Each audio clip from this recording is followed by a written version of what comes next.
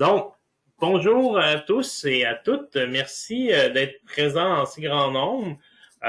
Aujourd'hui, on a la chance, en fait, d'avoir Frédéric Bergeron, qui est bibliothécaire en sciences de la santé à l'Université Laval. Et puis, on a la chance de l'avoir parce que c'est vraiment une formation très concrète sur la recherche. Euh, En fait, bibliothécaire, la recherche sur les moteurs de recherche comme PubMed, comme Medline et tout ça. Donc, sans plus tarder, je vais lui laisser la parole. Merci, Frédéric. Merci François pour l'invitation. Très content de voir que la recherche documentaire intéresse autant de personnes. Alors, les objectifs de la formation aujourd'hui, ça va être d'élaborer des stratégies de recherche rigoureuses, transparentes et reproductibles, en fait. C'est vraiment les qualités recherchées par Cochrane, puis c'est vraiment ça, en fait, je suis, en fait, ces qualités-là pour présenter la recherche documentaire. Fait que le plan de la séance, c'est quand même très chargé, là. Tu sais, j'ai 1 heure pour vous présenter la recherche documentaire. Fait qu'évidemment, le plan va être comme suit. C'est vraiment important de faire la différence entre le vocabulaire libre et le vocabulaire contrôlé. Fait que je vais vraiment vous présenter qu'est-ce que le vocabulaire libre, qu'est-ce que le vocabulaire contrôlé, voir les différences de chacun, puis surtout les limites. Par la suite, je vais passer aux étapes essentielles de la recherche documentaire. Moi, je les présente au nombre de 8 étapes. Peut-être que si vous avez suivi d'autres formations, on peut les présenter sur 5, 10 étapes, 15 étapes, etc. Puis, bien entendu, ben, dans un monde idéal, j'aurais fait un tour d'horizon des différentes bases de données, mais je pense qu'à 1 heure, j'aurais pas le temps, mais c'est pas grave. L'information va être disponible sur la présentation PowerPoint, puis ça va pouvoir constituer pour vous un excellent aide-mémoire, en fait, par la suite. Fait que je vais enchaîner avec la différence entre le vocabulaire libre et le vocabulaire contrôlé, avantages et limites de chacun. Écoutez, je ne vous le cacherai pas, c'est vraiment 2 méthodes complémentaires. Si des gens qui ont à faire des petites recherches ponctuelles, plus cliniques, évidemment, je suggère à ces personnes-là de soit se concentrer sur le vocabulaire libre, soit se concentrer sur le vocabulaire contrôlé. En fait, le type la méthode qui leur plaît, avec laquelle ils sont plus à l'aise.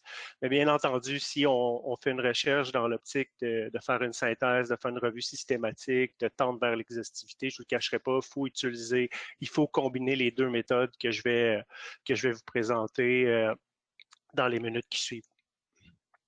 Alors, je continue en vous présentant le vocabulaire libre.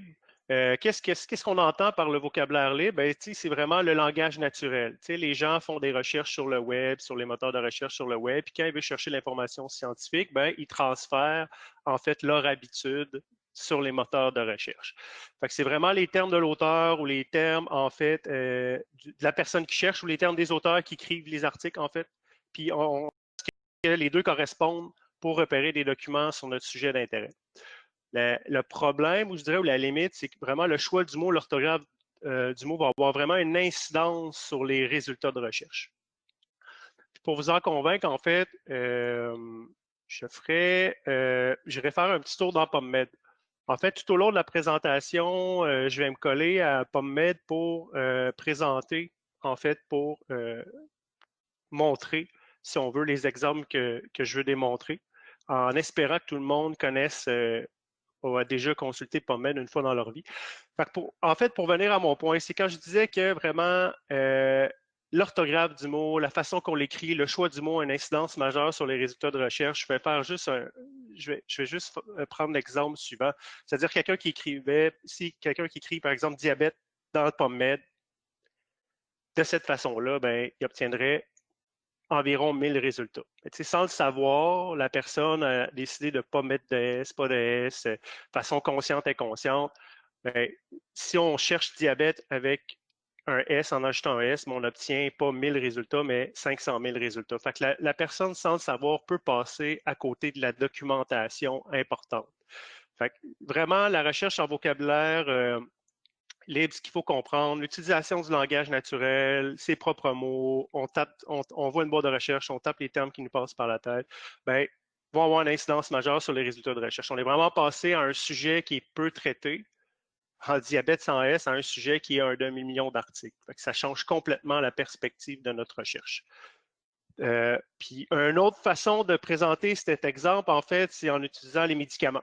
En fait, justement, la limite, c'est la correspondance entre nos termes de recherche et celui de l'auteur. Fait que, si je cherche là, l'ISIO dans PubMed, ben, en fait, qu'est-ce que ça inclut? Ben, ça inclut les articles qui font mention de l'Olisio directement, mais pas nécessairement Cimaprevir qui va être la dénomination générique ou Galaxio qui va être un autre terme commercial. Fait qu'il faut vraiment faire attention avec le vocabulaire libre. Comment est-ce qu'on fait pour contourner cette limitation-là? On utilise un maximum de variantes orthographiques et de synonymes afin de rendre nos requêtes plus exhaustives. En fait. Grosso modo, je répète un petit peu ce que les bibliothécaires ont dû vous dire dans un autre moment dans votre vie si vous avez suivi des formations en recherche documentaire. Fait que, si on cherche, par exemple, ça c'est un peu l'exemple que je vais prendre tout au long de la présentation, mais si on cherche, par exemple, les habiletés de lecture, ben, on ne s'en tient pas juste à habileté de lecture. Il faudrait, comme par exemple, essayer de trouver des synonymes. En français, on aurait trouble de la lecture, difficulté d'apprentissage de la lecture. Il faut essayer le plus possible de trouver des synonymes. En anglais, bien entendu, on aurait le singulier pluriel, reading abilities, ability, reading disorder, S, pas de S, etc., etc., etc. C'est vraiment une habitude qu'il faut rapidement prendre si on veut pas se faire prendre justement à choisir un terme, puis finalement, c'est peut-être pas nécessairement le terme privilégié dans la littérature, puis de risquer de passer à côté des articles.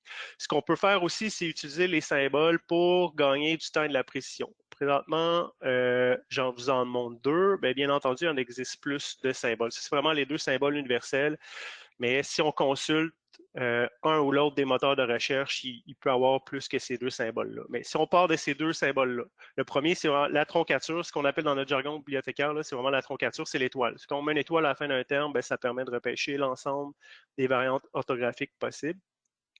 Dans mon exemple, ici, child, j'obtiens child ou children. Puis, deuxième symbole, c'est d'utiliser les guillemets. C'est vraiment la recherche par expression. Quand on entoure une phrase de guillemets, c'est qu'on cherche vraiment les mots tels qu'ils apparaissent en ordre d'apparition, puis ils sont écrits de cette façon-là. Dans mon exemple, on aurait high school student qui permet vraiment de repêcher l'expression telle qu'elle. Si, par exemple, je cherchais high school student sans mettre de guillemets, je capterais en fait des articles qui marqueraient à quelque part high, à quelque part d'autre school, puis à quelque part d'autre student dans le texte. C'est pas du tout le même nombre de résultats qu'on obtient. En fait, c'est beaucoup moins précis. Fait que si on applique ça à mon exemple, en fait, on avait des synonymes tantôt. Si on met une étoile à read, automatiquement, on n'a pas besoin d'écrire reading skill, ability, abilities ou disorder parce qu'on obtient l'ensemble de ces termes-là. Fait que ça permet vraiment de faire comme une espèce de contraction, si on veut, à notre stratégie de recherche tout en repêchant les variantes orthographiques. Je continue. Concernant les limites, encore une fois, même si les gens voudraient faire une recherche la plus exhaustive possible, puis les gens connaissent tous les synonymes, toutes les variantes orthographiques possibles de leur sujet, qu'est-ce qui fait en sorte que quand même la recherche ne sera pas exhaustive? C'est qu'en fait, ce qu'il faut comprendre, c'est que ce n'est pas tous les articles scientifiques qui sont indexés dans une base de données qui contiennent des résumés. Puis ça, c'est peut-être quelque chose qui est méconnu. On n'a pas les données pour toutes les bases de données, mais PubMed, ce qui est intéressant, c'est qu'eux fournissent les données, puis juste comme ça, entre 2015 et 2019, encore là, il y avait presque 15% des articles qui n'avaient pas de résumé.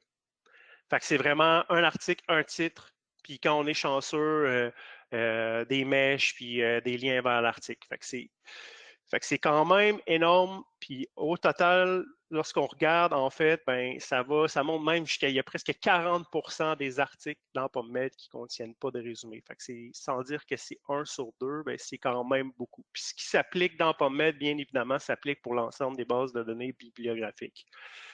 Ça limite nos chances de repêcher des articles. Autre limite qui est vraiment spécialement pour PubMed, mais encore là, pour les autres bases de données aussi, c'est que oui, les articles qui ont un résumé, en fait, il existe deux types de résumés. Il y a des résumés structurés et les non structurés. On voit ici en haut à gauche les résumés structurés, fait que vraiment PubMed structure son résumé avec le background, méthode, résultat, conclusion, etc. Tandis que les anciens résumés qui sont en bas, ben, c'était juste comme ça tenait en un paragraphe. Fait que, encore là, parmi les résumés disponibles, ben, seulement 30% des résumés sont structurés. Fait que 70% des résumés qui sont beaucoup moins étoffés encore. Fait que c'est moins étoffé, moins de mots, moins de chances de repérer les articles. Puis en fait, les pires, ben, c'est quand les gens écrivent des articles pour vouloir attirer l'attention, pour vouloir faire des coups d'éclat, ben, ce qui arrive, c'est que qu'on utilise une nomenclature, un article qui utilise une nomenclature non scientifique, ça devient, puis il n'y a pas de résumé, ben, ça devient extrêmement difficile, sinon voire impossible de les repérer. Puis souvent, quand les gens écrivent des articles, ils n'ont pas nécessairement cette sensibilité-là, de dire ben, la façon que je vais l'écrire aussi, c'est la façon que je vais me faire repérer. Fait que, publish and perish, c'est une expression qui a peut-être marqué l'imaginaire. Ben, c'est 3 mots dans un titre, pas de résumé pour un certain article. Puis après, c'est extrêmement difficile de repêcher ce genre d'article-là. Fait que c'est vraiment les limitations du vocabulaire libre. Si jamais vous avez des questions, prenez-les en note, puis ça va me faire plaisir de répondre à vos questions à la fin de la présentation. J'enchaînerai avec le vocabulaire contrôlé, qui est le vocabulaire contrôlé qui est pratiquement l'inverse de tout ce que je viens de dire. Puis c'est un petit peu plus, c'est moins naturel en fait. Qu'est-ce que c'est le vocabulaire contrôlé? En fait, c'est qu'en fait, c'est que les bases de données bibliographiques utilisent un langage. Ils utilisent vraiment un propre langage pour indexer les articles qu'elle indexe en fait. Chaque base de données aujourd'hui va posséder ce qu'on appelle dans notre jargon un thésaurus. Un thésaurus, c'est vraiment comme une espèce de dictionnaire.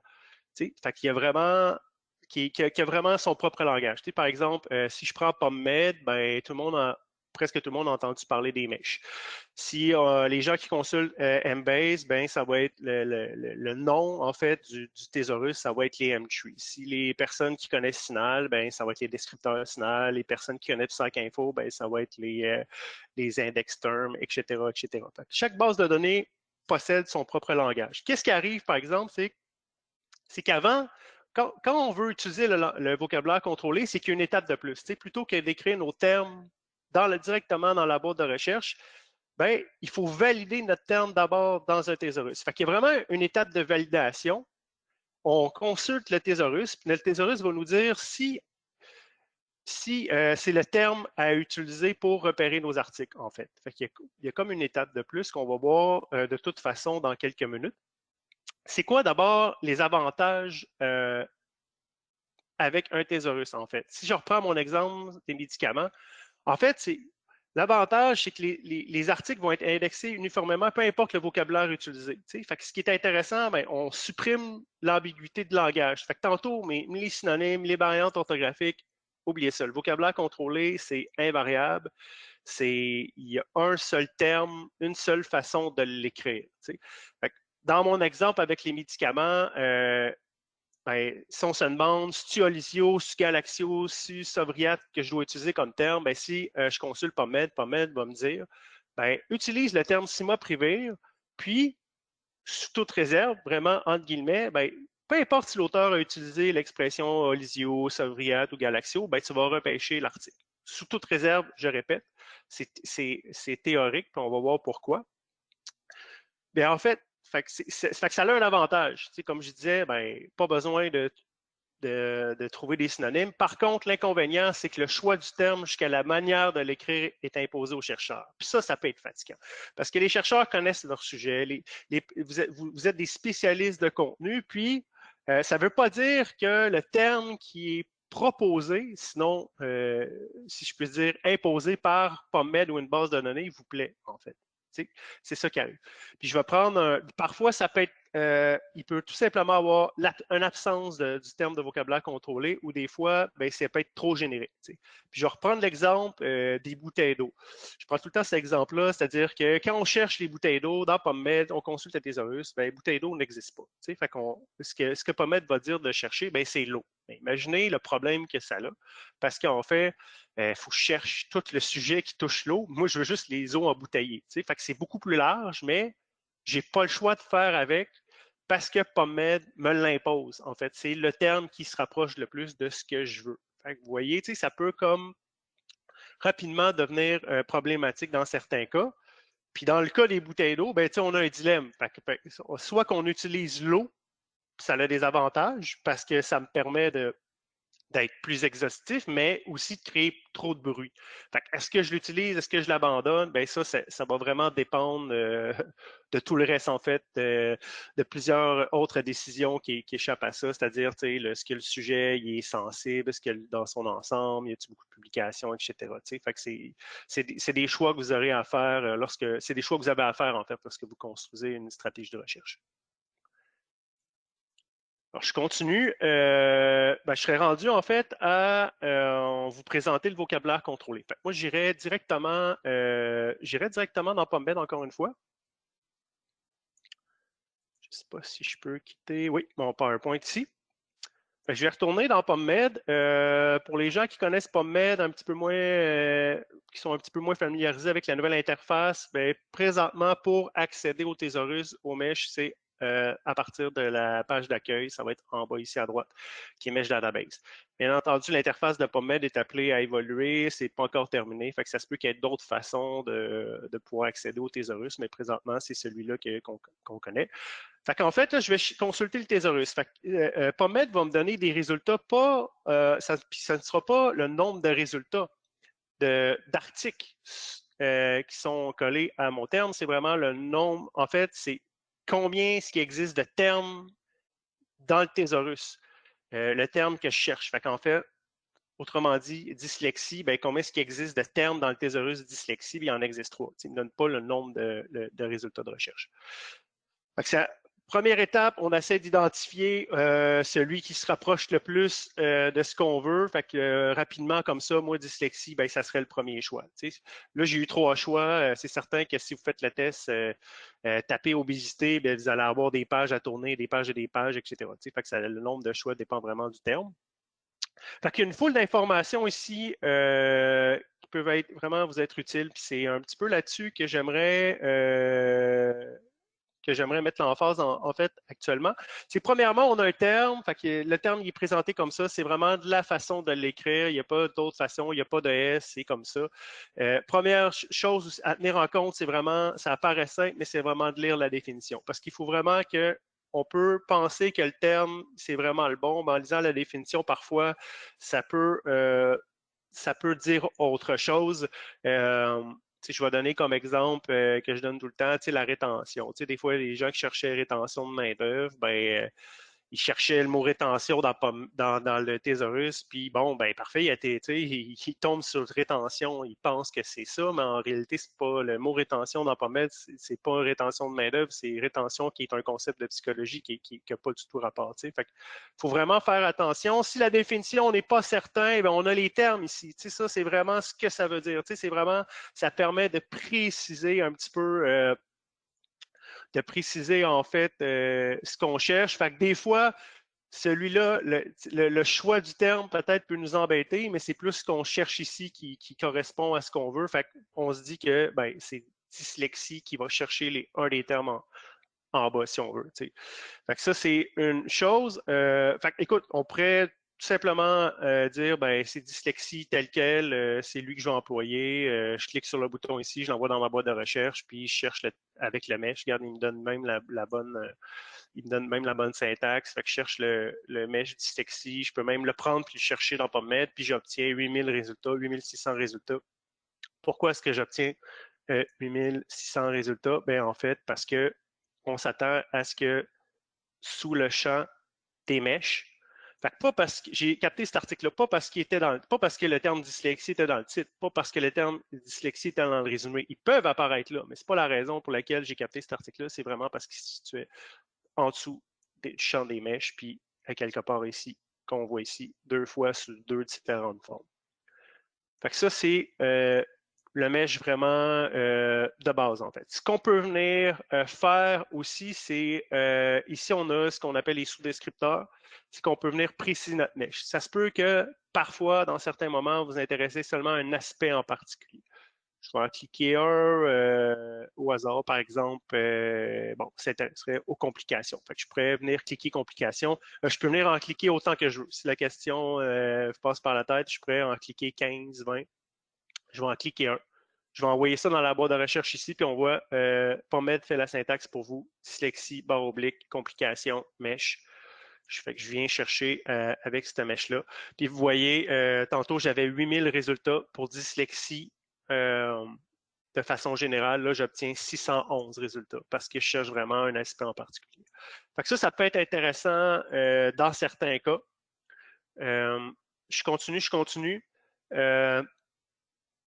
Aussi, des fois, on a des suggestions. T'sais, on a des suggestions, fait que si dyslexie, c'était pas le bon c'était pas le bon terme, mais c'était plutôt learning disability que je voulais, ben, on peut venir cliquer ici, puis je me retrouverai sur un autre mesh avec d'autres, une autre définition, d'autres descripteurs, etc., etc., etc. Je continue, je suis revenu dans la page de dyslexie. La chose, peut-être, une des choses les plus importantes à savoir, en tout cas, du moins concernant le mesh, c'est que les meshs appliquent le principe de l'explosion. Ce que je veux dire par là, c'est qu'en cherchant un mesh, automatiquement, on inclut les termes de niveau hiérarchique inférieur. Fait que quand je cherche dyslexie, en vérité, je cherche les deux autres meshs qui se situent en dessous. Puis en fait, toutes les meshs qui se situent en dessous, peu importe l'arbre. Fait que là, on voit ici qu'il y a dyslexie dans plusieurs arbres. Fait que nécessairement, ils cherchent les termes qui se situent à un niveau en dessous. Qu'est-ce que ça a comme implication dans la recherche? Je vais vous montrer ça en utilisant un autre mesh qui est maladie cardiovasculaire. Parce qu'il est encore plus, je le trouve encore plus, en fait, ostentatoire, si je peux dire ça. En fait, bon, je suis allé chercher le mesh maladie cardiovasculaire. On voit ici maladie cardiovasculaire. On le voit dans son arborescence, il y a des termes, des termes, des termes, des termes et des termes et des termes en dessous. Fait que vous me voyez venir. Si quelqu'un trouve le bon terme, trouve le bon mesh, tient pas compte de l'explosion des hiérarchies, qu'est-ce qui arrive? Ben, il va faire comme, ben, c'est parfait, j'ai le bon mesh, je l'envoie dans ma boîte de recherche, je clique sur Search, PubMed, puis qu'est-ce qui arrive? Ben, si on cherche avec le mesh maladie cardiovasculaire, on obtient 2 400 000 résultats. Donc, avec un mesh, j'ai pratiquement 10% de PubMed.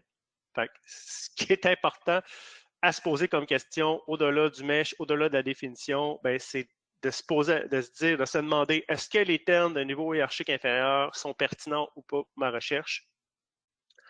Si la réponse est non, en fait, ben, on dit à PubMed de ne pas les inclure ici.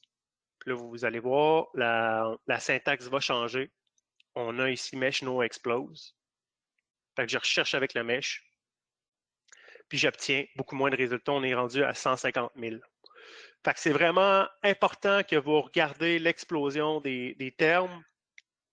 Puis je vous le dis tout de suite, une explosion d'un terme dans une base de données, ça ne veut pas dire que ça va être la même chose dans une autre. T'sais. Fait que si vous consultez PubMed, ben, ça ne veut pas dire que ça va être les mêmes termes qui vont être en dessous si vous consultez Embase, puis si vous consultez Psychinfo, etc. Fait que l'explosion change toujours. Fait que c'est vraiment important de surveiller cet élément-là pour chacune des bases de données.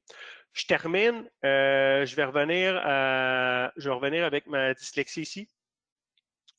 Ce qu'on peut faire, ça c'est utile dans de très rares cas, je dirais pratiquement jamais quand on veut faire une revue systématique, c'est de transformer notre mesh en concept majeur ici. Je clique ici, Restrict to Mesh Major Topic, j'envoie ça dans ma boîte de recherche. Fait on a vraiment transformé notre mesh dyslexie en concept majeur. Je lance la recherche avec ce terme-là. Vous voyez, tantôt, on avait dyslexie de façon générale, mesh qui engendrait 8000 résultats. Là, on est dans les 5000. On est dans un petit peu moins. C'est quoi la différence entre concept majeur et pas majeur? Ben, on va aller voir ici dans la même publication que tantôt. Vous voyez ici l'ensemble des meshs pour décrire le contenu de l'article. Puis si vous voyez bien, il y en a qui possèdent des étoiles, d'autres non. Mais les mèches qui ont des étoiles, c'est vraiment des concepts majeurs. Il y a vraiment une hiérarchie entre les mèches. En fait, ceux qui ont vraiment une étoile, c'est vraiment les mèches qui sont plus importants. C'est-à-dire que c'est vraiment, vraiment le contenu, c'est vraiment le cœur de l'article. Sans lire l'article, on peut dire que oui, il y a des adultes, oui, il y a des adolescents, oui, on comprend que c'est la population, on comprend qu'il y a des humains, puis on comprend qu'il y a la phonétique, etc. Mais vraiment, le cœur, ce qui est important dans l'article, c'est vraiment la dyslexie puis la thérapie ici. Puis où c'est ce concept-là, en fait. Ça fait la différence. Je vous le dis tout de suite, je vais le répéter, c'est certain que si vous êtes en exhaustivité, vous cherchez l'exhaustivité, c'est moins conseillé de transformer ces mèches en concept majeur, mais ça peut être une façon de repérer rapidement des articles qui vous intéressent sur le sujet. Peut-être une autre manière de voir ça, si je cherche avec le mesh seul human, bien entendu, ma population, ça va être les humains. Mais si dans PubMed, je cherche avec le majeur human, bien entendu, mon sujet, ça va être quoi? Ça va être l'être humain en tant que concept qui va être intéressant. Vous voyez, que des fois aussi, ça peut être très, très, très différent. Je continue avec le vocabulaire contrôlé. Parfois, PubMed aime ça se compliquer la vie dans le sens qu'avec les médicaments, les molécules, des fois on consulte le mesh, puis plutôt que d'avoir une syntaxe qui se termine en mesh, des fois PubMed va vraiment avoir une syntaxe qui se finit avec supplementary concept. En fait, c'est la même chose qu'un mesh, c'est-à-dire c'est un vocabulaire contrôlé, etc. C'est juste que parfois PubMed aime séparer les deux. Fait que si je cherche morphine dans le mesh, ça va être comme d'habitude.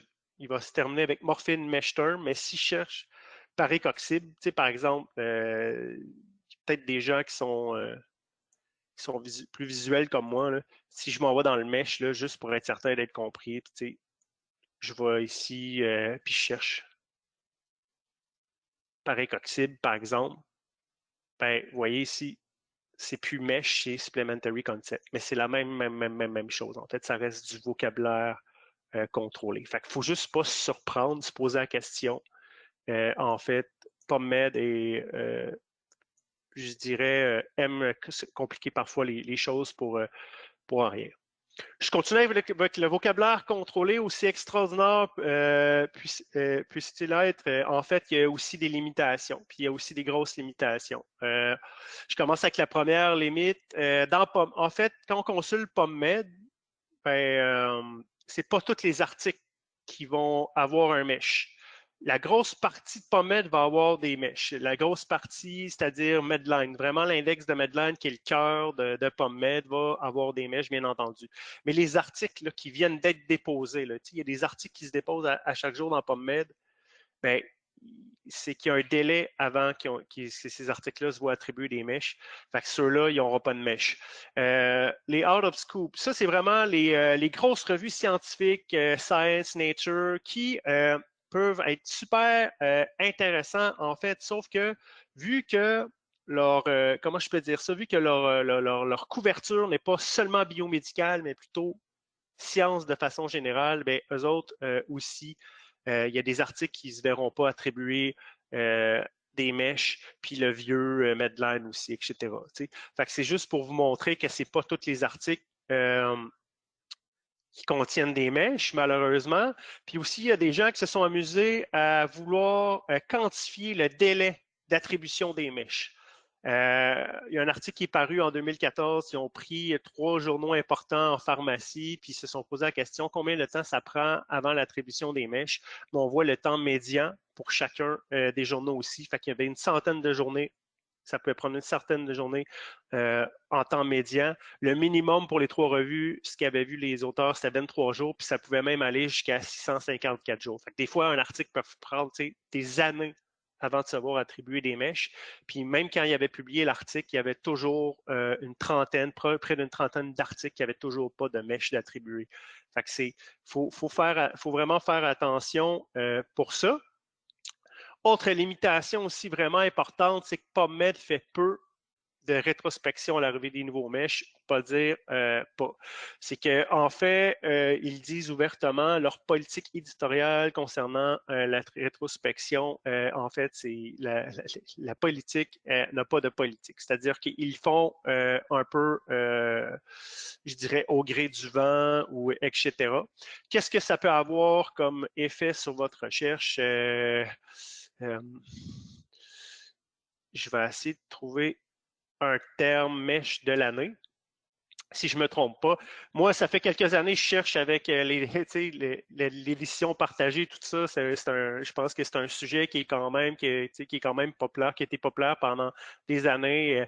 Moi, ça fait 10 ans que je suis bibliothécaire, fait que j'ai cherché pendant plusieurs années sur ce sujet-là. Puis là, à un moment donné, je demandais à des chercheurs de me fournir des mots. Puis là, je voyais qu'il y avait Shared Decision Making comme mesh. Puis là, je leur disais, ben non, ça n'existe pas. Voyons, ils ont inventé un mesh. Puis finalement, il existe. Pourquoi il existe? Ben, à ma grande surprise, c'est qu'il est sorti cette année. Fait que, on peut utiliser le mesh Shared Decision Making. Vous allez me dire, il était temps. Effectivement, il était temps qu'on puisse l'utiliser. Fait que, écoutez, je lis le mesh. La définition peut être assez simple. On sait à peu près tous qu'est-ce que ça veut dire. Ou, puis en fait, ben, on cherche avec ça, puis qu'est-ce qu'on obtient? Ben, on obtient 581 résultats. Bien entendu, vous comprendrez que c'est pas seulement, il n'y a pas seulement 500 publications sur ce sujet-là. C'est qu'en fait, comme je disais, ben, il fait peu ou pas du tout de rétrospection. Fait que les articles entre 2000 et 2019, ils étaient indexés sur quelle mèche? Ben, Decision Making. Fait qu'il faut vraiment faire attention parce que si je cherche juste avec ça, ben en fait, je passe à côté de près de quoi 20 ans de littérature sur le sujet avec le mesh. Fait que, vous voyez qu'on on est à côté de la plaque. C'est incomplet. Fait qu'il il sort des mèches à chaque année, mais rétrospection, peu ou prou, puis ce qui s'applique dans PubMed, encore une fois, c'est vrai pour les autres bases de données. Dans un autre ordre grandeur, peut-être. Ça fait la différence entre le vocabulaire libre et le vocabulaire contrôlé. J'espère que les distinctions, vous les comprenez. Sinon, à la fin de la présentation, vraiment, posez-moi les questions. C'est vraiment important de comprendre ce que c'est, les différences, puis pourquoi on les combine, en fait. J'enchaîne avec les étapes essentielles à la recherche documentaire, en fait. Comme je vous disais, moi, je vous présente un modèle qui contient 8 étapes, là, mais bon, je les présente comme suit. Première étape, on formule sa question de recherche ou son énoncé de recherche. Deuxième étape, on identifie les principaux concepts. Troisième, on choisit les concepts, parce que c'est pas parce qu'on les identifie qu'on peut nécessairement tous les utiliser pour la recherche documentaire. Deux choses différentes. On trouve le vocabulaire approprié, on identifie nos bases de données, on formule des équations de recherche. Vous voyez, formuler des équations de recherche, ça vient en 6. Puis alors que ce que je me doute, c'est que souvent, les gens, ben, ils se lancent tout de suite dans 6. On formule des équations de recherche, puis on espère trouver des articles qui nous intéressent. Par la suite, on évalue les résultats. Bien entendu, c'est une étape qui est extrêmement difficile à faire. J'essaie de vous donner quand même quelques trucs qui, au travers le temps, en fait, je vais vous donner des conseils qui, au travers le temps, restent toujours pertinents. Puis, on termine par documenter la recherche. C'est une étape qui, je pense, prend de l'importance, surtout pour les synthèses, pour les revues thématiques. Bien documenter notre recherche documentaire. Les exigences vont en augmentant au travers des années. Et en fait, en tant que bibliothécaire, je vous dis tant mieux, en fait, tant mieux. Ça va permettre d'avoir des stratégies de recherche qui sont de meilleure qualité. J'y vais avec la première étape, formuler sa question, s'énoncer de recherche. Moi, bien entendu, ce n'est pas moi le mieux placé pour vous montrer comment formuler vos questions de recherche. Je pense qu'il y a d'autres personnes qui sont mieux placées que moi. En fait, ce que je veux que vous compreniez par contre, c'est quoi l'incidence que ça a sur, sur les résultats de recherche. Dites-vous, en fait, que principe de base, si vous avez une question précise, bien évidemment, vous allez avoir moins de résultats, puis vos résultats vont être plus homogènes. À l'inverse, si vous avez une question ouverte, bien, nécessairement, il faut s'attendre à avoir plus de résultats, puis aussi avoir des résultats qui sont hétérogènes. Fait qu'il ne faut pas perdre de vue ce principe-là. Puis aussi, les objectifs de la recherche. Les objectifs de la recherche, je ne parle pas des objectifs de la synthèse, mais vraiment, quand vous faites une recherche documentaire, c'est quoi vos objectifs? Est-ce que vous cherchez plus l'exhaustivité ou vous êtes plus dans la précision? Puis c'est souvent ça, en fait. Moi, les gens cherchent de l'information. Moi, j'essaie tout le temps de savoir, avec mes questions, est-ce qu'on est plus dans l'exhaustivité, on est plus dans la précision. Puis qu'est-ce qu'on veut dire par là? Ben, dans l'exhaustivité, c'est que la stratégie de recherche, on ne veut pas que ça l'échappe des articles pertinents. Fait qu'on est exhaustif, on est moins tolérant par rapport à ça, mais il faut s'attendre aussi à être plus tolérant sur le fait que, oui, on veut être exhaustif, mais bien entendu, il va en avoir des articles impertinents. Puis c'est normal. Quand on veut être exhaustif, ben, nécessairement, on est plus large, plus hétérogène. Fait qu'on attrape plus d'articles qui peuvent être moins pertinents dans notre tri. Puis à l'inverse, quand on est précis, ben, si on veut être précis, nécessairement, ben, il faut être plus tolérant dans le fait d'échapper des articles. Mais par contre, je comprends que qu'est-ce qu'on trie, là, ce qu'on regarde, ben, il faut que ça soit pertinent euh, à, à 90%, par exemple. Il faut vraiment que quand on se met à trier, ben, si on a une bonne précision, ben, ce qu'on trie, ben, c'est pertinent, ne serait-ce qu'au premier coup d'œil. Fait qu'on part, fait que vraiment, les objectifs de recherche, en fait, ça va vraiment influencer le restant des étapes. Parce que c'est certain que si vous êtes en précision, vous êtes en exhaustivité, ben, on ne mettra pas nécessairement le même nombre d'efforts à chacune des étapes subséquentes. Bien entendu. Ça dépend tout le temps de votre but. On fait de la recherche documentaire, mais pourquoi? Fait que je continue, moi, en fait, l'exemple que là, les effets de l'apprentissage de la musique sur les améliorations des habiletés de lecture des enfants dyslexiques. Moi, je vais prendre cet exemple-là tout au long des 8 étapes pour les articuler. Là. Fait que j'enchaîne avec la deuxième qui identifie les principaux concepts. On identifie les concepts qui sont potentiels pour la recherche documentaire, en fait.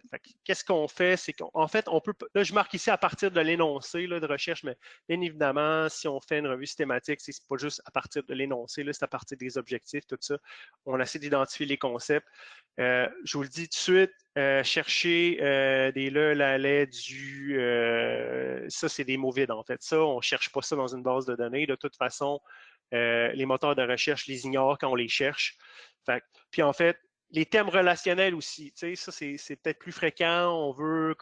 On s'intéresse aux effets, bien entendu, aux causes, conséquences. Des fois, on veut une diminution, on cherche des avantages, on cherche des barrières, des facilitateurs. Ça, c'est des mots qui sont très, très, très difficiles à représenter dans une base de données biographique. Normalement, il faut comme les tasser, en fait. Si je prends l'exemple, les effets de l'apprentissage de la musique, bien, on a différentes façons d'identifier les principaux concepts. Moi, j'en aurais, par exemple, 4. On pourrait comme tout simplement les numéroter comme ça. Puis pas juste, on n'est pas obligé de les numéroter sur papier. Il faut juste avoir ça dans notre tête. Dire, OK, je m'intéresse à ça, ben, j'ai 4 concepts. Puis à partir de là, je vais construire ma stratégie de recherche. Pour les gens qui suivent l'acronyme PICO, au lieu d'avoir des chiffres, on identifie notre intervention, les effets, la population, etc. C'est un petit peu le même principe. L'idée, c'est vraiment de structurer sa recherche. Puis là, après ça, on choisit les concepts qui sont utiles pour la recherche documentaire. Puis il y a un principe général, plus que le concept, plus que la recherche va gagner en précision. Mais des fois, lorsqu'on a trop de concepts, par rapport aux publications, ça peut être trop précis. Il faut vraiment trouver un équilibre, en fait. C'est vraiment. Puis il y a deux grands principes. En fait, il faut faire attention. Les concepts, comme je disais précédemment, il faut que ça soit aussi repérable dans une base de données. Ce pas tous les concepts qui sont repérables dans une base de données. Des fois, il y a des éléments importants qui vous intéressent concernant l'intervention, l'exposition, par exemple, il y a un niveau d'intensité des fois qui peuvent vous intéresser, souvent, ça ne va pas nécessairement apparaître dans le titre et résumé de l'article. C'est très difficile de repérer des fois certains concepts. Puis, il y a aussi le principe de chevauchement. Ça, il faut faire plus attention. C'est que des fois, il y a des maladies qui sont exclusives à certains groupes de population. Par exemple, à ce moment-là, il faudrait chercher la maladie pas en précisant le groupe de population parce qu'on viendrait comme être trop précis. Il faut faire attention. Là. Je donne des exemples généraux, bien entendu. C'est difficile de faire sortir des règles générales, là, mais chaque sujet va avoir ses propres défis, mais c'est ça, il faut faire attention. Il faut que ça soit repérable, puis il faut éviter les chevauchements pour ne pas être trop précis, en fait. Puis, chose aussi à ne pas négliger, c'est la portée des concepts. Les gens cherchent des concepts. C'est clair ce que vous cherchez dans votre tête, mais c'est quand on arrive pour le transposer dans une base de données où est-ce que ça devient plus compliqué. Puis, c'est vraiment la portée des concepts qui va faire foi, en fait, du nombre de synonymes que vous avez. T'sais. Là, je donne un exemple avec stress psychologique, puis stress psychologique au travail, bien entendu, en fonction de comment est-ce qu'on se représente le stress. Mais notre concept va être plus large. Puis, quand je dis plus large, mais ça va ratisser plus de résultats aussi, mais c'est le nombre, c'est les types de termes que vous allez mettre dans dans votre stratégie aussi qui va être influencée par ça. Fait que je pourrais prendre un exemple, on cherche les revues, mettons si on fait, on s'intéresse on fait une revue de revues puis on s'intéresserait à repêcher des revues, ben, il faudrait identifier c'est quoi, qu'est-ce qu'on entend par revue. Est-ce qu'on inclut juste des revues systématiques ou on inclut des scoping reviews ou on inclut d'autres revues de revues, Fait que c'est des choses des fois qui sont à préciser, qui semblent en fait claires pour chez des personnes d'emblée, mais que, surtout en équipe, des fois, c'est des choses qui sont moins évidentes. Fait que vraiment, préciser ces concepts. Puis en fait, on travaille, cette diapositive-là, c'est juste pour vous dire une chose, en fait, c'est que quand vous développez vos stratégies de recherche, faites-les pas directement dans une base de données. Moi, je vous suggère fortement de développer vos stratégies de recherche dans des tableaux, dans des documents à part, euh, pour pas perdre en fait votre travail, puis des fois on passe d'une fenêtre à l'autre. Moi, quand je développe des stratégies de recherche, j'ai 3-4 fenêtres de PubMed. Fait que, des fois, juste pour consigner nos termes, on consigne nos termes dans un document à part, puis on peut se faire un tableau plan de concept comme ça. Si vous avez suivi d'autres formations documentaires sur la recherche, ben, on vous a peut-être présenté le plan de concept. Fait que, à ce moment-là, on aurait comme un tableau avec nos concepts qu'on aurait identifiés. Fait que ça serait enfant, dyslexie, musique, habilité de lecture dans ce cas-ci. Fait qu'on peut travailler avec un tableau, un plan de concept ou juste un document, pas de problème. En quatrième étape, trouver le vocabulaire approprié. Comme je disais tantôt, trouver un maximum de synonymes pour chacun de nos concepts. Enfant, dyslexie, musique, bien, vous voyez, on essaye de trouver un maximum de variantes orthographiques. Fait que c'est ce que j'ai fait. Vous allez me dire, facile à dire. Évidemment, très facile à dire, mais bon, c'est un petit peu moins facile à faire. Comment est-ce qu'on fait pour trouver le vocabulaire approprié? Moi, je vais vous donner les trucs que j'utilise quotidiennement, en fait, ben, mais ça va vraiment dépendre de vous. D'abord, référez-vous aux publications fortes. On s'intéresse à un sujet, nécessairement, on a lu sur notre sujet, on connaît les publications sur notre sujet. Ben, lisez le document, appropriez-vous les mots des auteurs. Ça va vous donner une foule d'idées pour trouver des expressions, etc. Sinon, examiner les premiers résultats d'une recherche exploratoire. Ça, écoutez, développer une stratégie de recherche, c'est peut-être pas assez clair dans mon schéma, en fait, mais c'est de l'itération. C'est rare qu'on développe une stratégie de recherche d'un coup. Parfait, elle est parfaite, je la lance une fois, puis etc. Non, il y a quand même l'itération. Fait que, des fois, si on n'est pas sûr, en fait, si on veut trouver, en fait, plutôt des termes sur notre sujet, ben, on examiner les premiers résultats. Première page, deuxième page, juste lire les titres résumés, ça peut être amplement suffisant pour voir un peu, pour trouver des termes. On peut consulter des dictionnaires spécialisés. Je vous en donne un ici, je n'irai pas le voir, le CISMEF. Là, vous tapez ça sur le web, c'est vraiment un dictionnaire spécialisé conçu pour les bases de données bibliographiques. Sinon, ce que vous pouvez faire aussi, puis il faut le faire en fait, c'est s'inspirer des thésaurus. Tantôt, quand je suis allé consulter le thésaurus de PubMed, ben, je vous avais dit de consulter les termes pour vous appuyer sur la définition. Pour appuyer la définition, pour vraiment s'assurer que c'est le bon terme. Mais ça, c'est autant de termes, autant de synonymes potentiels. Bien entendu, l'idée, c'est de s'inspirer de ces termes-là. Ils ne sont pas nécessairement tous bons. Il faut vraiment apprendre à trier. Ce n'est pas l'ensemble de ces termes-là. Puis, je vous dis d'avance, les inversions où est-ce qu'il y a une virgule, disorder, virgule, reading, mais ce n'est pas nécessairement un bon synonyme parce qu'il y a une virgule entre les deux. C'est pas utile pour vous ce genre de termes-là. Fait que je continue. Identifier les bases de données. En fait, je vous dirais d'emblée que si vous avez l'habitude de consulter, je peux le dire ainsi, un bibliothécaire, faire affaire avec un bibliothécaire, c'est une chose facile qu'on peut faire. Normalement, on connaît les bases de données. Je dis bien normalement, on connaît les bases de données dans notre domaine. Fait que c'est des choses un sujet de recherche, c'est des choses qu'on peut facilement vous guider là-dessus. Mais sinon, deux éléments sur lesquels baser notre choix, la couverture, en fait, c'est-à-dire, c'est vraiment le sujet. On va voir là, la diapo suivante, je vais vous montrer la couverture de certaines bases de données, mais c'est vraiment les sujets principaux. PubMed puis Embase qui sont les deux principales bases de données bibliographiques, c'est biomédical. C'est très général, ça ratisse large. On ne se trompe pas. Mais si quelqu'un un sujet, mettons, qui est plus spécialisé dans la neuro ou dans la psychologie, il va devrait consulter PsycInfo, etc. Fait que ça dépend vraiment du sujet ici. Puis le thésaurus, ça c'est peut-être un test que les gens pensent moins d'effectuer, en fait. C'est quand vous commencez à consulter le thésaurus de la base de données, puis vous voyez qu'il vous donne aucun résultat pertinent, là, c'est peut-être à se poser la question si vous êtes vraiment à bonne place. Je vais donner un exemple. Cet été, beaucoup de recherches sur les pandémies, épidémies. Quand je consultais le thésaurus d'Éric, qui est en fait une base de données en éducation, essayer de trouver il n'y a aucun terme du thésaurus qui était suggéré. Fait que, tu te poses la question si on est à la bonne place, c'était une bonne idée. Fait que, pour un concept, ça peut peut-être aller, mais si l'ensemble de vos concepts sont mal représentés, vous avez votre réponse. Vous n'êtes pas à la bonne place. Le thésaurus vous envoie vraiment un excellent signal.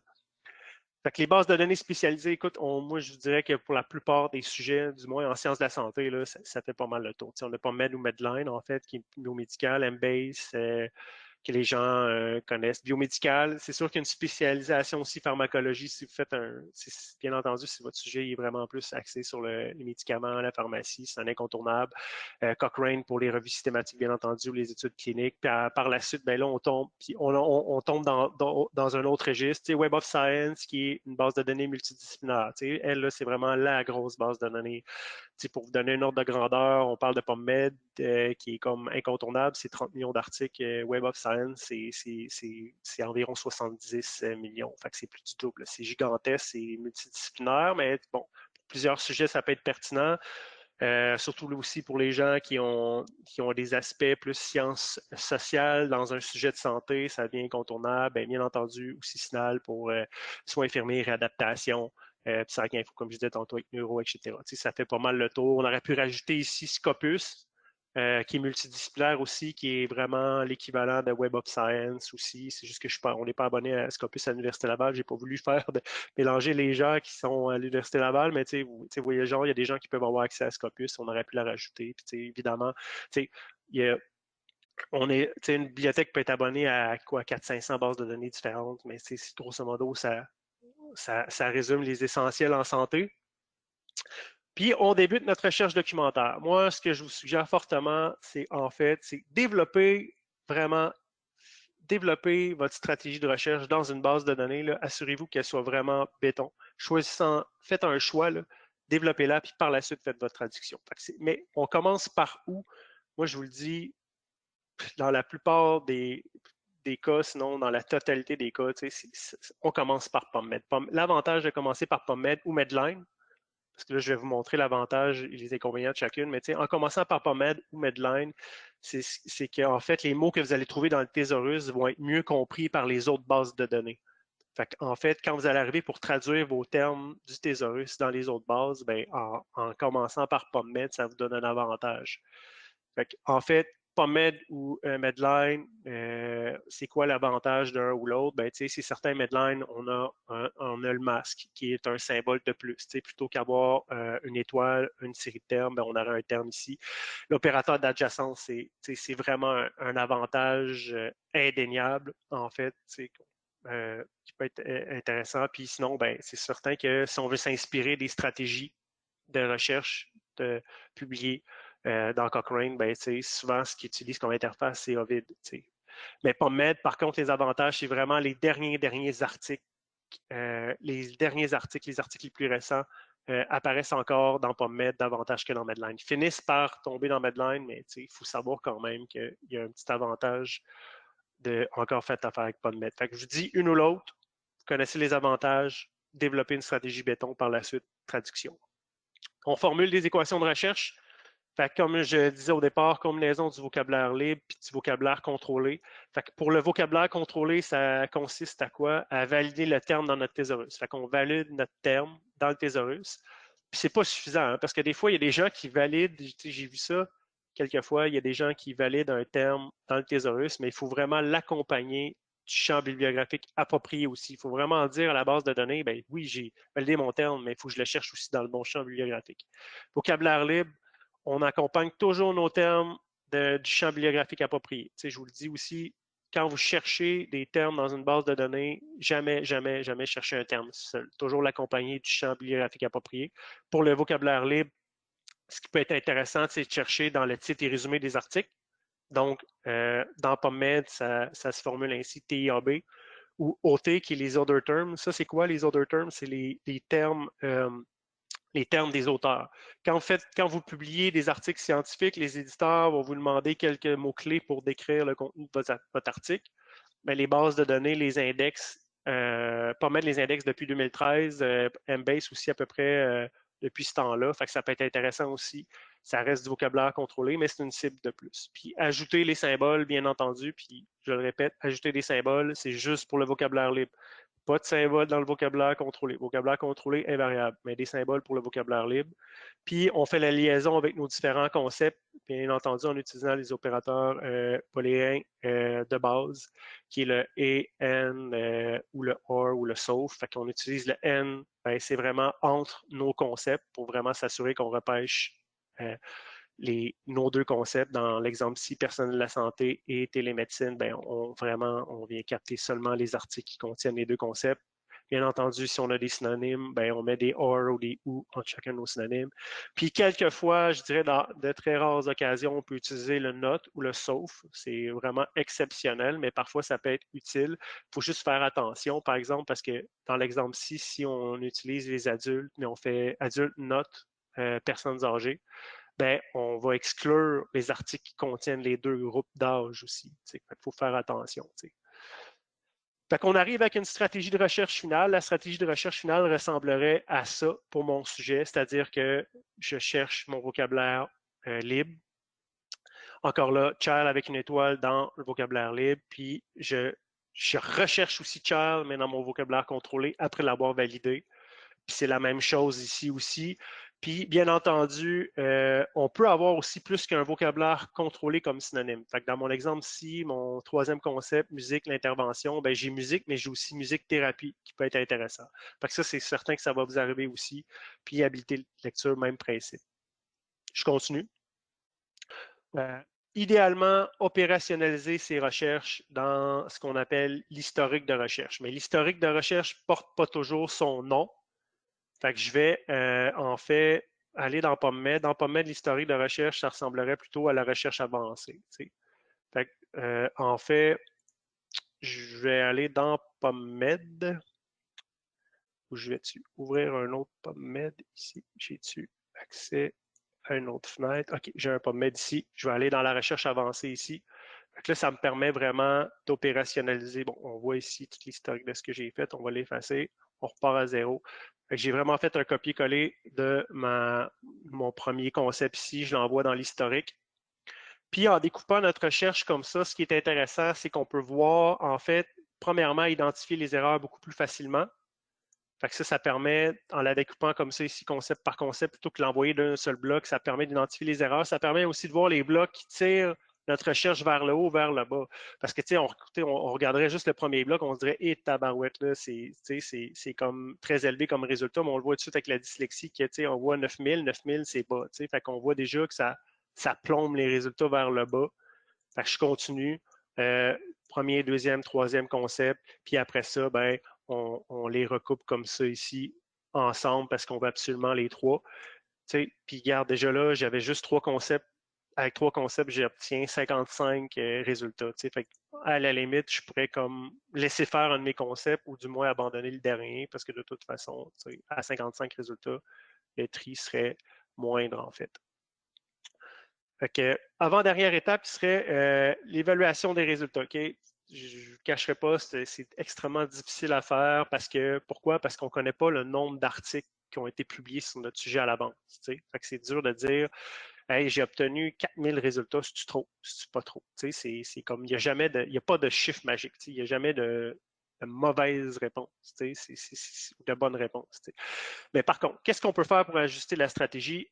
Il faut éviter cette erreur-là que j'ai même encore revue cette semaine, qui ne dérougit pas. C'est-à-dire que vous allez avoir un choix. Soit vous allez devoir contextualiser ou décontextualiser vos termes. Ce que je veux dire par là, ici, on a read. Fait que est-ce que je cherche read ou je cherche reading skill, reading abilities, ability, etc., etc. Vous avez un avantage, en fait, d'utiliser un ou l'autre. C'est-à-dire, si j'utilise read, ben, je suis beaucoup plus sensible. Surtout avec, en fait, il aurait fallu read avec une étoile, ben, je suis plus sensible, c'est que j'ai pas besoin de chercher les autres variantes orthographiques, sauf que je suis complètement décontextualisé. Fait que ça a un avantage de ne pas me casser la tête pour trouver des synonymes, mais en même temps, ça va être extrêmement sensible. Mais le pire, en tout cas, c'est d'utiliser les deux. Souvent, des gens, c'est l'erreur fréquente, vont utiliser read, puis les autres en plus. Puis là, ils pensent qu'ils ont 15 synonymes pour leur concept, puis ils se réduisent ça à 1 ou à 2 ou à 3. En fait, c'est comme il est arrivé encore cette semaine. Fait que, il faut faire attention, c'est un ou l'autre, surtout pas les deux, parce que le premier annule tous les autres, en fait. Pour vérifier nos troncatures, ça peut paraître à la fois simple, mais on peut tronquer un terme après 3 ou 4 lettres. Bien entendu, il faut vraiment faire attention parce que des fois, ça ne va pas dans la direction à laquelle on veut. Fait que c'est vraiment à utiliser avec parcimonie les troncatures. Je reviens encore, vérifier l'explosion des mèches. Si vous voyez que vous avez trop de résultats, trop de bruit, ben on a-tu tout fait exploser nos termes, nos mèches. Puis comme je le répète, l'explosion est différente d'une base de données à l'autre. Oui, on explose, le terme il est explosé par défaut, mais les termes qui sont en dessous ne sont pas nécessairement les mêmes. Puis ça n'a pas nécessairement la même répercussion. Fait que des fois, si vous voyez qu'une base de données, il y a une explosion de résultats puis qu'il n'y en a pas dans l'autre, ben c'est peut-être ça aussi. Si tu le bon mesh approprié, ben ça, c'est difficile. Des fois, on pense qu'on travaille avec les bons mèches, les meilleurs mèches, puis des fois, on en trouve des meilleurs aussi. Ça vient comme avec la pratique. On peut toujours vérifier les mèches des articles qui nous intéressent pour être sûr de voir, de dire, OK, ben j'avais-tu des bons mèches, il y en existe-tu des meilleurs, ben, puis aussi le manque de synonymes. Parfois aussi, ça paraît simple, ça paraît tout simple, ça, mais moi, je passe au travers ça, puis j'en corrige des stratégies de recherche juste en appliquant ces petits conseils. On peut aussi tester sa stratégie. Hein, d'habitude, les gens ont un corpus documentaire, ils ont comme un étalon de référence. C'est-à-dire que vous avez déjà 2, 3, 4 articles sur votre sujet, puis en fait, votre but, c'est de repérer les autres. Bien, ce que vous pouvez faire, c'est si vous voulez tester votre stratégie de recherche, bien, vous opérationnalisez votre stratégie de recherche comme moi, qui serait 1, N2, N3, N4. Puis en fait, vous pouvez vous faire un étalon de référence, soit avec des PMID, soit avec des titres. Puis en fait, vous prenez votre étalon, vous dites note le dernier chiffre de la stratégie finale, qui serait le numéro 5 ici. Fait que si je prends mon étalon, note numéro 5, bien, si vous avez 0 résultat, bien, toutes les références sont incluses. Parfait. Ça veut dire que ma stratégie 4, l'ensemble des articles que j'avais déjà préalablement identifiés. S'il y a plus d'un résultat, ben là, c'est d'aller voir pourquoi. Il faut absolument comprendre le pourquoi notre stratégie ne capte pas les résultats. Pour être sûr que ça soit compris par tout le monde, les PMID, je vais aller dans PubMed vite, rapidement. On voit ici, chaque article a un numéro unique dans PubMed, ce qu'on appelle des PMID. On voit ici un numéro unique. Fait que juste prendre le numéro unique. Vous pouvez prendre aussi des titres, il n'y a pas de problème. Mais un numéro unique, c'est encore mieux parce que le titre, des fois, ça peut porter à confusion. Faites une liste de PMID, note la stratégie de recherche finale, puis ça va vous donner un indicateur. Documenter la recherche, je vais y aller rapidement. Il faut documenter l'intégralité, en fait, surtout pour une synthèse, idéalement, alias revue systématique, scoping review, mais aussi, je l'espère, pour la plupart des recherches documentaires. L'intégrité de la stratégie de recherche est documentée. Normalement, on documente en annexe de notre publication, la stratégie de recherche, puis c'est pour chacune des bases de données. Fait que c'est vraiment chacune des bases de données, la stratégie pour chacune des bases doit apparaître en annexe. Ce qui est demandé, c'est le résultat total pour chacune des bases de données. Si vous pouvez fournir le nombre de résultats ligne par ligne, c'est encore mieux. Mais ce qui est vraiment demandé, c'est le nombre total de résultats. Dites-vous que quand vous documentez une recherche, puis pourquoi en fait c'est important, c'est que dites-vous que si vous êtes dans un projet, puis demain matin, vous disparaissez, est-ce que quelqu'un d'autre peut reprendre votre travail? Il faut vraiment documenter ça de cette perspective-là, pour que la personne qui vous suit avec toute cette information-là est capable de reprendre votre travail. Quand vous indiquez une base de données, c'est important d'indiquer la base de données, mais aussi l'interface. Juste pour vous dire, Medline, là, on peut l'interroger de 7 différentes façons. Je peux aller dans PubMed, je peux aller sur Ovid, je peux aller sur EBSCO, je peux aller sur Web of Knowledge, je peux aller... en fait, j'en oublie. Fait qu'il faut, entre parenthèses, idéalement, Medline, entre parenthèses, Ovid, ça dit l'interface. Puis en fait, ça va aider à la personne à se diriger à la bonne place pour répliquer la stratégie de recherche. Inscrire la dernière date à laquelle la recherche a été effectuée, bien important. Il faut avoir la date pour que la personne qui prend votre travail puisse repartir d'où vous êtes. Citez ces sources. Si vous consultez des fils, si vous vous inspirez de stratégies de recherche d'autrui, c'est important de citer ces sources que vous empruntez intégralement ou partiellement une stratégie de recherche, idéalement. Citez-les, ne serait-ce que surtout pour les fils, ça va vous donner quand même, ça va donner un petit peu plus de validité à votre démarche si vous dites, ben, j'ai pris tel fil, le fil de Cochrane, j'ai pris le fil de tel organisme. Puis indiquer les limites que vous appliquez, en fait, si vous appliquez des limites. Qu'est-ce que je veux dire par là, des limites? Ben, je vais aller dans PubMed, je vais faire un petit tour dans PubMed si je peux. Ici, quand on est à partir de la fenêtre des résultats, là, tous les choix qu'on peut cliquer ici, ça s'avère des limites. À ne pas confondre avec des fils de recherche qui est un ensemble de mots préétablis. Ça, c'est des limites. Fait que si les personnes ont cliqué sur des choses, sur des années, des limites d'âge, de date, de type de publication, bien, il faut l'indiquer. Puis je ne vous le cacherai pas, ce qui est demandé aujourd'hui aussi, surtout, c'est d'indiquer l'absence de limite, de dire, ben, j'ai sélectionné aucune limite. Si vous suivez ça, ces recommandations-là, je vous le dis tout de suite, vous allez respecter les standards qui vont être publiés dans le Prisma S apparaître un petit peu plus tard cette année. Et pour moi, ça serait tout. Là, je vois qu'il y a le temps, je suis rentré dans mon temps ou presque. Pour ce qui est du reste, ben, ça va être un excellent aide-mémoire pour consulter certaines bases de données. Ça peut être très utile. Est-ce qu'il y avait des questions?